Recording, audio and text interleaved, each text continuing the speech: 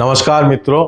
तुला राशि वालों, जुलाई का जो आपका महीना है ये एक प्रकार का पावर योग बन रहा है। हंस महापुरुष योग बन रहा है जो शुक्र को, सूर्य को और बुध को पावर दे रहा है। इससे आपके करियर के अंदर एक बड़ा अच्छा पॉजिटिव आपको महसूस होगा, आपको कॉन्फिडेंस बिल्ड होगा, आपको प्रमोशन मिल सकता है, आपके काम की तारीफ हो सकती है।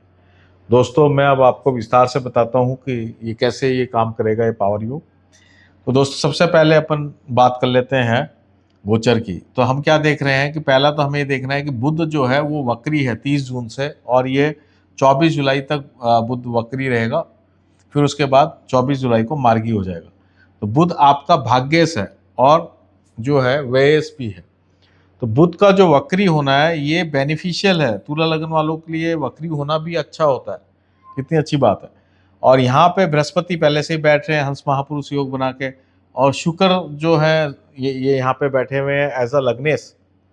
तो ये 10th हाउस में एक प्रकार से संघर्ष के साथ जीवन में हम एक सफलता प्राप्त कर लें, उस योग को ये दर्शाता है। अगर आपकी कुंडली में थोड़ा भी अच्छा टाइम है या कुछ नए अवसर आपको मिल सकते हैं, नया काम करने का माहौल मिल सकता है और आपका प्रमोशन हो सकता है, आपको एक प्रकार से ज़्यादा पावर दी जाए, ज़्यादा आप लोगों को संभाल पाएँ, इस तरह की स्थिति को ये क्रिएट करता है। जब 17 जुलाई को सूर्य भी जब इस कॉम्बिनेशन में आ जाएंगे, शुक्र तो यहाँ से मूव कर जाएंगे 5 जुलाई को, ये लाभ में आ जाएंगे। तो फिर ये जो कॉम्बिनेशन बैठेगी बृहस्पति, बुध और सूर्य, बृहस्पति, बुध और सूर्य की जो कॉम्बिनेशन है, अगेन ये वापस से ही आपको पावर योग और धन योग दोनों बना के दे रहा है। यानी कि आपको वापस से कोई ना कोई और अच्छी पोजीशन आपको मिले, जो अगर मान लो शुक्र नहीं दे पाया हो तो फिर भी आपको सूर्य दे देगा, और पैसा आपको मिले, आपका इंक्रीमेंट हो, आपका फाइनेंशियल बेनिफिट हो। ये सारे सीन ये बृहस्पति, बुध और सूर्य तीनों ग्रह बना के देंगे। शुक्र 11th हाउस में जब आएगा 5 जुलाई को, तो ये भी आपको एक तरह से फाइनेंशियल बेनिफिट ही देगा, लेकिन शुक्र केतु के साथ भी है। तो आपको कमजोरी महसूस हो सकती है, आपको ऐसा लग सकता है कि काम करने में थकान बहुत ज़्यादा हो रही है। यहाँ जो इतना आपको तीन तीन प्लैनेट 10th हाउस में आपको काम का एक बोझ भी देंगे, काम करने के लिए आपको ज़्यादा प्रयास करना पड़ेगा, तो शुक्र केतु आपको वहीं पर ही आलस्य देंगे या कमजोरी देंगे। तो इसलिए आपको अपनी फिटनेस पे बहुत ध्यान देना है अगर इस योग से आप फायदा उठाना चाहते हैं, इस पावर योग का पूरा बेनिफिट लेना चाहते हैं। इसके अलावा शुक्र केतु का जो कॉम्बिनेशन है ये पत्नी संबंधित हेल्थ प्रॉब्लम्स को भी इंडिकेट करता है, मदर की हेल्थ प्रॉब्लम्स को भी इंडिकेट करता है। ये बात आपको ध्यान रखनी है। 27 जुलाई को शनि जो है वक्री हो जाएगा, जो अभी ऑलरेडी आपके 6 पोजीशन में वक्री होने से शत्रु हंता योग बन जाएगा।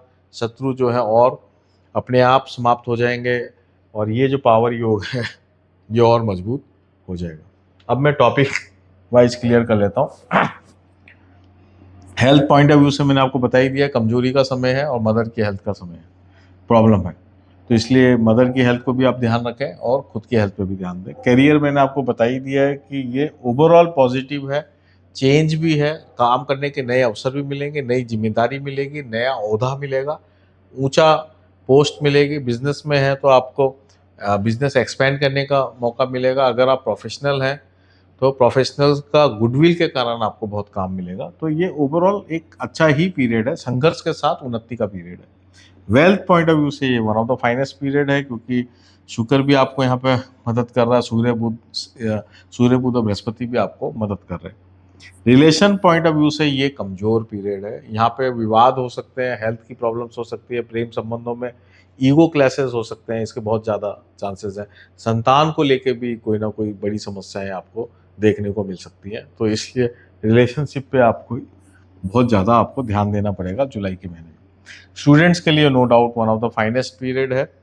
ये सारी कॉम्बिनेशन स्टूडेंट्स के लिए वन ऑफ द फाइनेस्ट है। जो ये काम करना चाहते हैं, जैसा करना चाहते हैं, उतना अच्छा ये परफॉर्मेंस दे पाएंगे, अपने आप को जो है एक तरह से एग्जिबिट कर पाएंगे, उनकी क्षमताओं को लोग जो है एक्वेंटेंस करेंगे, उनकी क्षमताओं को लोग पहचान पाएंगे, अपनी पहचान बना पाएंगे। ये चीज़ स्टूडेंट्स के लिए तो ये अच्छा ही है। तो स्टूडेंट्स के लिए तो नो डाउट सब लग्नों के लिए अच्छा है।